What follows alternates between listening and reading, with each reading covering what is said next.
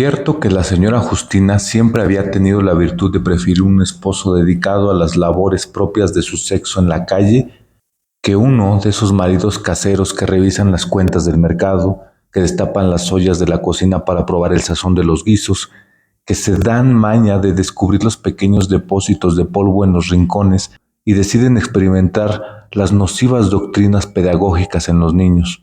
Un marido en la casa es como un colchón en el suelo. No lo debes pisar porque no es propio, ni saltar porque es ancho. No te queda más que ponerlo en su sitio. Y el sitio de un hombre es su trabajo, la cantina o la casa chica. Así opinaba su hermana Eugenia, amargada como todas las solteronas y además sin ninguna idea de lo que era un matrimonio. El lugar adecuado para un marido era en el que ahora reposaba su difunto Juan Carlos. Por su parte, la señora Justina se había portado como una dama, luto riguroso 2 años, lenta y progresiva recuperación, telas y cuadros blancos y negros, y ahora el ejemplo vivo de la conformidad con los designios de la divina providencia, colores serios. Mamá, ayúdeme a bajar el cierre, por favor. La señora Justina hizo lo que le pedía Lupe y no desaprovechó la ocasión de ponderar una importancia que sus hijos tendían a disminuir. El día en que yo te falte, siempre habrá algún acomedido, ¿no crees? Que me baje el cierre aunque no sea más por interés de los regalos que yo le dé. He aquí el resultado de seguir los consejos de los especialistas en relaciones humanas. Sea usted amiga más que madre, aliada, no juez. Muy bien. ¿Y ahora qué hacía la señora Justina con la respuesta que ni siquiera había provocado? ¿Poner el grito en el cielo? ¿Asegurarle a Lupe que le dejaría un testamento lo suficiente como para que pudiera pagarse un servicio satisfactorio de bajacierres? Por Dios, en sus tiempos una muchacha no se daba por entendida de ciertos temas por respeto a la presencia de su madre, pero ahora, en los tiempos de Lupe, era la madre la que no debía darse por entendida de ciertos temas que tocaba a su hija, las vueltas que da el mundo. Cuando la señora Justina era una muchacha, se suponía que era tan inocente que no podía ser dejada solas con un hombre sin que él se sintiera tentado de mostrarle las realidades de la vida subiéndole las faldas o algo. La señora Justina había usado durante toda la época de su soltería y sobre todo de su noviazgo una especie de refuerzo de manga gruesa que le permitía resistir cualquier ataque a su pureza hasta que llegara el auxilio externo y que además permitía a su familia saber con seguridad que si el ataque había tenido éxito fue porque contó con el consentimiento de la víctima. La señora Justina resistía siempre con arañazos y mordiscos las acechanzas del demonio, pero una vez sintió que estaba a punto del desfallecimiento. Se acomodó en el sofá, cerró los ojos y cuando volvió a abrirlos estaba sola.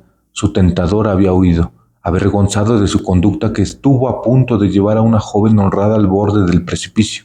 Jamás procuró volver a encontrarla, pero cuando el azar los reunía, él la miraba con extremo desprecio, y si permanecían lo suficientemente próximos como para poder hablarle al oído sin ser escuchado más que por ella, le decía piruja. La señora Justina pensó en el convento como único resguardo contra las flaquezas de la carne, pero el convento exigía una dote que el mediano pasar de su padre, bendecido por el cielo con 5 hijas solteras, convertía en un requisito imposible de cumplir. Se conformó, pues, con afiliarse a cofradías piadosas y fue en una reunión mixta de la ACJM donde conoció al que iba a desposarla. Se amaron desde el primer momento en Cristo y regalaban semanalmente ramilletes espirituales. Hoy renuncié a la ración de cocada que me correspondía como postre, y cuando mi madre insistió en que me alimentara, fingí un malestar estomacal. Me llevaron a mi cuarto y me dieron té de manzanilla muy amargo. ¡Ay! Más amarga era la hiel en que empaparon la esponja que se acercó a los labios de nuestro Señor cuando, crucificado, se quejaba de tener sed. La señora Justina se sintió humilladísima por los alcances de Juan Carlos. Lo de la cocada a cualquiera se le ocurría, pero lo de la esponja. Se puso a repasar el catecismo, pero nunca atinó a establecer ningún nexo entre los misterios de la fe o los pasos de la historia divina y los acontecimientos cotidianos, lo que le sirvió a fin de cuentas por aquel precepto evangélico de los que se humillen serán ensalzados, para comprobar que los caminos de la providencia son inescrutables. Gracias a su falta de imaginación, a su imposibilidad de competir con Juan Carlos cayó redondo a sus pies. Dijera lo que dijera, provocaba siempre un ¡ah! De admiración, tanto en la señora Justina como en el eco dócil de sus 4 hermanas solteras. Fue en ese ¡ah! Con el que Juan Carlos decidió casarse, y su decisión no pudo ser más acertada, porque el eco se mantuvo incolume y audible durante todos los años de su matrimonio, y nunca fue interrumpido por una pregunta, por un comentario, por una crítica o por una opinión disidente. Ahora ya desde el puerto seguro de la viudez, inamovible, puesto que era fiel a sus recuerdos y puesto que había heredado una pensión suficiente para sus necesidades, la señora Justina pensaba que quizás le hubiera gustado aumentar su repertorio con algunas otras exclamaciones. La de la sorpresa horrorizada, por ejemplo, cuando vio por primera vez desnudo frente a ella y frenético, quién sabe por qué, a un hombre al que no había visto más que con la corbata y el saco puestos, y hablando uniciosamente del patronazgo de San Luis Gonzaga, al que había encomendado velar por la integridad de su juventud. Pero le selló los labios el sacramento que, junto con Juan Carlos, habían recibido unas horas antes en la iglesia, y la advertencia oportuna de su madre, quien, sin entrar en detalles, por supuesto, la puso al tanto de que en el matrimonio no era oro todo lo que relucía, que estaba lleno de acechanzas y peligros que ponían a prueba el temple y carácter de la esposa, y que la virtud suprema que había que practicar si se quería merecer la palma del martirio, ya que a la virginidad se había renunciado automáticamente al tomar el estado de casada, era la virtud de la prudencia, y la señora Justina entendió por prudencia el silencio, el asentimiento, la sumisión. Cuando Juan Carlos se volvió loco la noche misma de la boda y le exigió realizar unos actos de contorsionismo que ella no había visto ni en el circo Ataide, la señora Justina se esforzó por complacerlo y fue lográndolo más y más a medida que adquiría práctica, pero tuvo que calmar sus escrúpulos de conciencia. ¿No estaría contribuyendo al empeoramiento de una enfermedad que quizá era curable cediendo a los caprichos nocturnos de Juan Carlos en vez de llevarlo a consultar con un médico?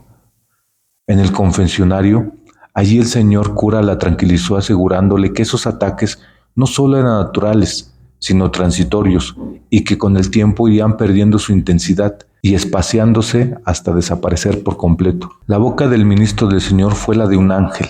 A partir del nacimiento de su primer hijo, Juan Carlos comenzó a dar síntomas de alivio, y gracias a Dios, porque con la salud casi recuperada por completo, podía dedicar más tiempo al trabajo, en el que ya no se daba abasto, y tuvieron que conseguirle una secretaria.